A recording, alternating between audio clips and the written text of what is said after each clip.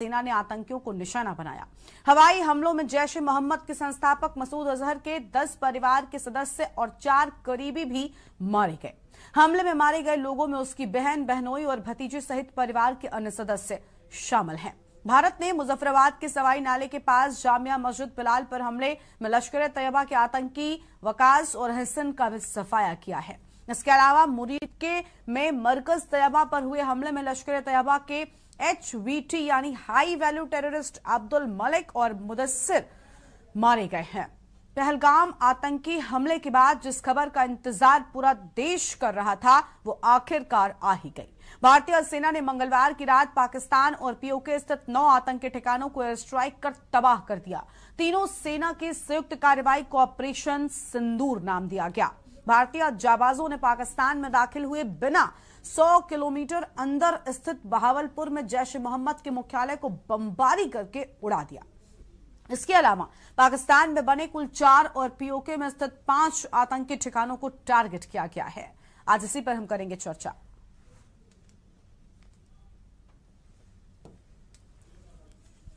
हमें अपना हौसला बढ़ाना चाहिए और ये जो एक स्वर्णिम तरीके से भारत एक इतिहास लिख रहा है वीर गाथा का, इसके लिए तो मेरे ख्याल से तालियां बजती है। ये जो स्ट्राइक है, मतलब अगर हम समझें कि अभी तक जो हो चुका है पुलवामा में, जो पहलगाम में, ये जो टेररिस्ट ने एक एक्ट करा, मिलता जुलता होता है टेररिस्ट का एक्ट और पाकिस्तान आर्मी का। दोनों को अलग अलग तरीके से एड्रेस करने की जरूरत थी। पाकिस्तान आर्मी को तो अलग से एड्रेस करा जाएगा जब जरूरत पड़ेगी, लेकिन इस टाइम पे जो पहलगाम में आतंकवादियों ने एक्टिविटी करी थी, उनको ये बता दिया गया है कि बालाकोट जो हमने स्ट्राइक करी थी वो भी टेररिस्ट के खिलाफ पुलवामा में जब हुआ था उसमें करी थी। 9 जगहों पे स्ट्राइक करी है, POK में करी है, लेकिन लाहौर में स्ट्राइक करना जो है वो एक डायरेक्ट मैसेज है कि जो इजरायली कॉन्सेप्ट होता था कभी दुनिया में कि सीधा ही तुम आओ और हम तो अपने सर्वाइवल के लिए हिट करेंगे, आज मोदी जी ने, भारत सरकार ने और हर उस सैनिक ने जो इसमें शामिल है और जनता के हम लोग जो हैं जिनके अंदर बड़ा जज्बा भर रखा है इस टाइम पे, वो नैरेटिव क्रिएट करने के लिए कि बर्बाद करो पाकिस्तान को, हम सबको ना हौसला देने के लिए एक बहुत तगड़ा एक स्टेप हो गया। आज भारत के सैनिकों द्वारा ऑपरेशन सिंदूर के माध्यम से पाकिस्तान के आतंकवादी ठिकानों को ध्वस्त कर दिया है। भारत के लोगों के देशभक्ति का भाव और गौरव के साथ मैं देश के प्रधानमंत्री, अपने सभी सेना प्रमुखों को बहुत बहुत बधाई देता हूं कि जिस प्रकार से आतंकी हमले के से भारत के अंदर दहशत पैदा करने का प्रयास किया था, आज पूरा पाकिस्तान दहशत में है और ये जंग जारी रहेगी। एक एक आतंकवादी को जब तक उसका जलमूल नष्ट नहीं होगा ये ऑपरेशन जारी रहेगा और कभी भी पाकिस्तान भारत के ऊपर इस प्रकार आतंकी हमले करने की कोशिश नहीं करेगा। मुझे पूरा विश्वास है कि जिसने सिंदूर मिटाया, आज उस रात देश के अंदर ऐसे आतंकवादियों के परिवारों के सिंदूर मिट रहे हैं। बकअप इंडियन आर्मी आपने फिर से स्थापित कर दिया। भारत की तरफ जो भी आंख उठेगी उस आंख को वो कहीं हो फोड़ने का हम दम रखते हैं। भारत दम रखता है। आपने हमारे गौरव को ऊंचा उठाया। ऑपरेशन सिंदूर, हमारी बहनों का सिंदूर लूटोगे और भारत चुप रहेगा। हमारी सेना ने दिखा दिया कि आतंक और आतंकवादी कहीं हों, दुनिया के किसी कोने में हों, हम वहां भी उनको नहीं छोड़ेंगे। आतंकवाद पर ये प्रहार, उसके लिए मैं भारतीय सेना को बहुत बहुत बधाई देता हूं और हम उम्मीद कर रहे हैं कि अब हमारा अगला कदम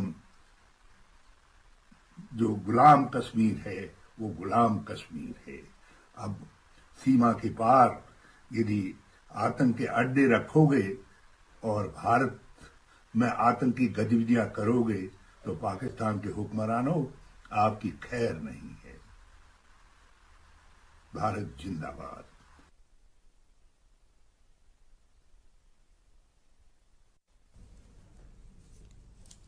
और इसी मुद्दे पर आज हम करेंगे विस्तार से चर्चा। खास मेहमान हमारे साथ में जुड़ रहे हैं। आरपी रतूड़ी साहब हैं, प्रदेश प्रवक्ता भारतीय जनता पार्टी की ओर से। शीशपाल सिंह बिष्ट जी हैं, प्रदेश प्रवक्ता कांग्रेस पार्टी की ओर से। शांति प्रसाद भट्ट जी हैं, केंद्रीय प्रवक्ता यूकेडी की ओर से। थपलियाल साहब हमारे साथ में हैं, रिटायर्ड रक्षा विशेषज्ञ हैं। और विनोद कुमार पसपोला हमारे साथ में हैं, रिटायर्ड ब्रिगेडियर।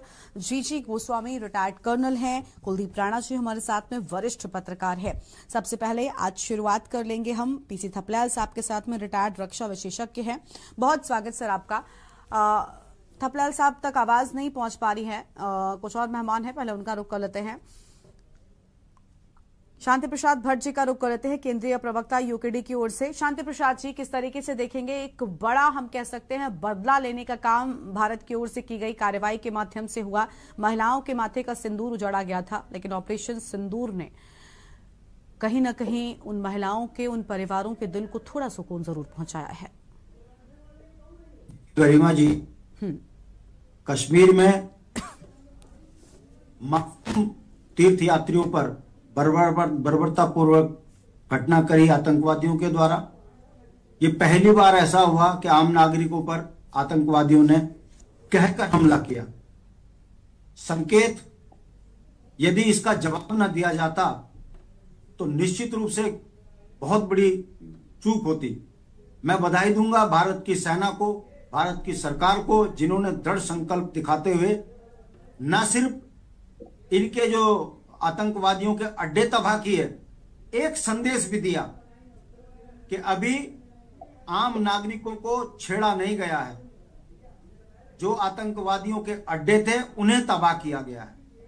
और गरिमा, इससे बड़ी बात, जो सेना के अधिकारी इस डिबेट में है वो भी इस बात से इत्तेफाक रखेंगे, मुनीर के एक जो जगह है अमृतसर से लगी हुई पाकिस्तान की, मुश्किल से 30-35 किलोमीटर दूर का एरिया, वहां पर बम्बारमेंट करके सेना ने एक संकेत भी दिया है। जो मुझे जानकारी है कि उस जहां पर हमला किया है, उनका आतंकवादियों का अड्डा तोड़ा गया है, उसके बगल में ही पाकिस्तान का एक बहुत बड़ा हेडवर्क्स है, जिसको कहते हैं पाकिस्तान वहां से कई जगहों पर पानी भेजता है, बांध। यदि सेना वहां मार देती तो पाकिस्तान पूरा तबाह हो चुका होता बाढ़ में।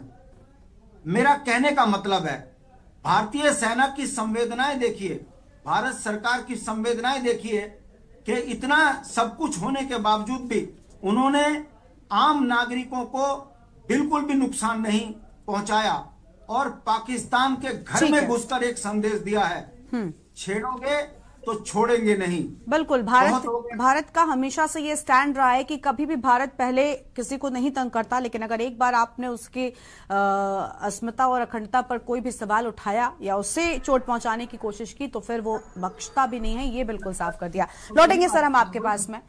मैं बात खत्म कर दूं गरिमा। हाँ ठीक है सर। मैं ये कह रहा था कि भारतीय सेना की संवेदनाएं और भारत सरकार की संवेदनाओं को देखिए कि भारत ने संदेश दिया और एक आदमी को नुकसान नहीं पहुंचाया। और पाकिस्तान की हालत इतनी पतली है, वो ये अच्छी तरह जानते हैं कि पाकिस्तान को यदि घर में घुसकर भारतीय सेना मार सकती है आतंकवादियों को, यदि इन्होंने दुस्साहस किया दोबारा तो पाकिस्तान का जो बलूचिस्तान वाला एरिया है वो आजाद होगा। लाहौर वाला एरिया कहीं ऐसा ना हो कि वो स्वयं भारत से जुड़ने की बात करे और आजाद कश्मीर भारत का अंग बन जाए। पाकिस्तान इस बात को भी समझ ले, ये संदेश भारत सेना ने दिया है। मैं सरकार से लेकर तमाम सैनिकों को बधाई देता हूं, साधुवाद देता हूं कि आपने एक इच्छा शक्ति दिखाई और अंतरराष्ट्रीय स्तर पर एक संदेश दिया कि भारत की सेना संवेदनाओं के साथ बदला लेना भी जानती है और आतंकवादियों को नेस्तनाबूद करने में भी पीछे नहीं है। ये संदेश इस आक्रमण से गया है और भारतीय सेना ने अपनी सूझबूझ से भारत की न सिर्फ शान बढ़ाई है, अंतरराष्ट्रीय स्तर पर एक संदेश भी दिया है कि भारत बहुत सक्षम है आत्मरक्षा के लिए। जी ठीक है, लौटेंगे आपके पास में। विनोद कुमार पसपोला सब हमारे साथ में है, रिटायर्ड ब्रिगेडियर हैं। आवाज मिल रही है सर? क्या बिल्कुल जी, बहुत स्वागत सर आपका। सर किस तरीके से देख रहे हैं आप भारत के इस एक्शन को, क्योंकि बहुत जरूरी था, देश भर में गुस्सा था जिस तरीके से मासूम नागरिकों के ऊपर उनका धर्म पूछकर, उनका नाम पूछकर उन पर गोलियां बरसाई गई थी, महिलाओं के सामने उनके सिंदूर को उजाड़ा गया था। आज उसी सिंदूर का बदला लेने के लिए ऑपरेशन सिंदूर को अंजाम दिया गया। 15 दिनों का वक्त लगा, लेकिन एक बड़ा ऑपरेशन था और अभी भी कह रहे हैं सेना के कुछ जो अधिकारी रहे हैं या जो जानकार हैं उनका कहना है कि ये तो सिर्फ ट्रेलर है, पिक्चर असल अभी बाकी है। जी हाँ गरिमा, हमारा देश पिछले 3 दशक से ज्यादा का समय हो गया है पाकिस्तान द्वारा प्रायोजित पोषित आतंकवाद से लड़ रहा है। हमारे बहुत सारे सैन्य कर्मियों ने अपना बलिदान दिया है।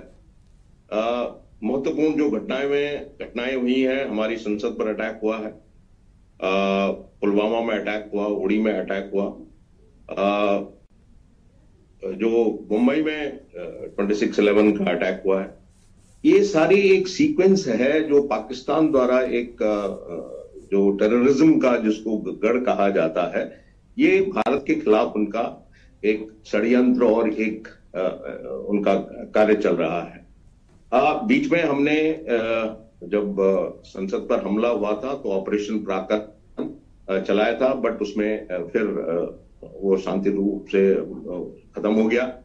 लेकिन पुलवामा के बाद एयर स्ट्राइक बालाकोट में और उड़ी के बाद सर्जिकल स्ट्राइक की गई थी। इन रिस्पांस के बावजूद भी पाकिस्तान अपने जो नापाक इरादों से हिंदुस्तान के अंदर टेररिज्म की घटनाओं को लगातार अंजाम देता रहा है। इस बार उसने कश्मीर में बहुत मेहनतों के बाद आर्टिकल 370 को अब्रोगेट करने के बाद कश्मीर जो है पूरा एक विकास की ओर बढ़ रहा था।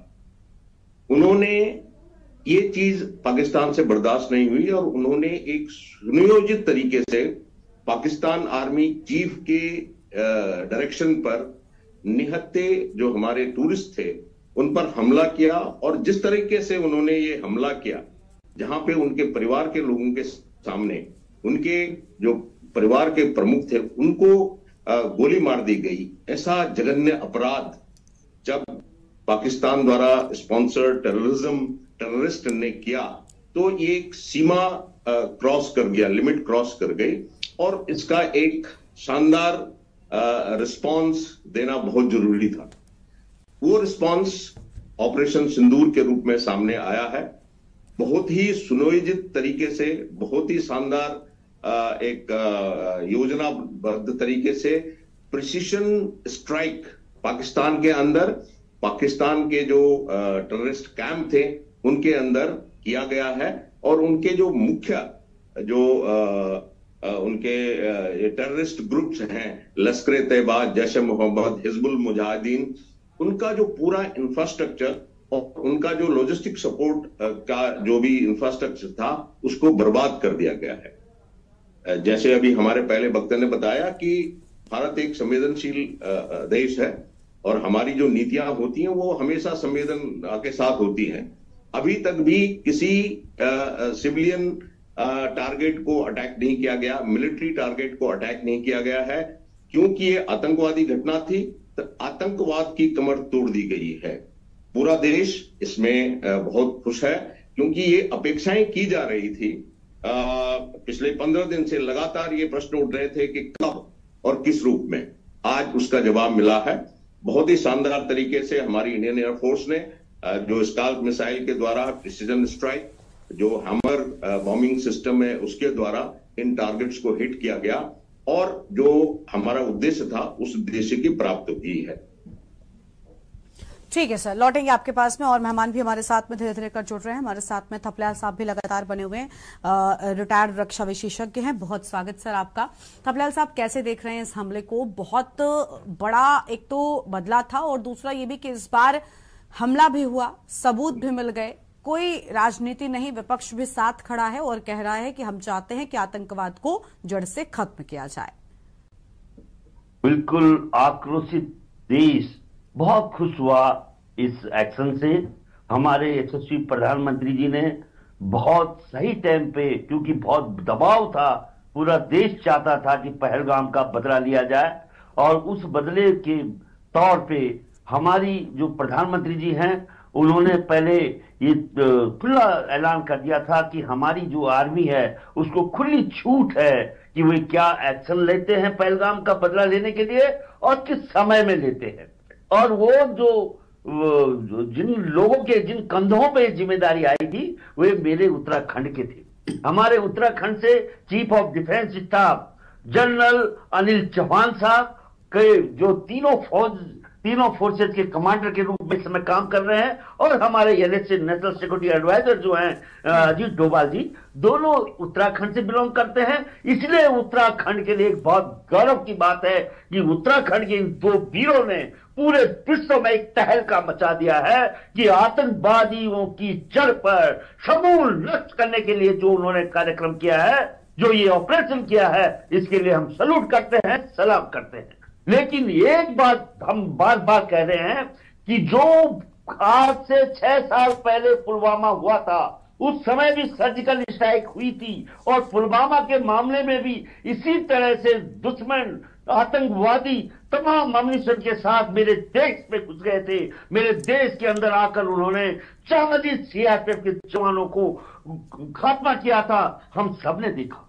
उस समय सर्जिकल स्ट्राइक हुई थी। उसी तर्ज में आज 6 साल के बाद फिर से हमें सर्जिकल स्ट्राइक करनी पड़ी। भले ये उस इंटेंसिटी ऑफ इस सर्जिकल की जो इंटेंसिटी है वो कई गुना बढ़ी है 6 साल पहले से, लेकिन निश्चित तौर से वो सवाल आज भी जिंदा है कि आखिर आतंकवादी अम्यूनिशन के साथ मेरी सरजमीन पर कैसे घुस जाते हैं।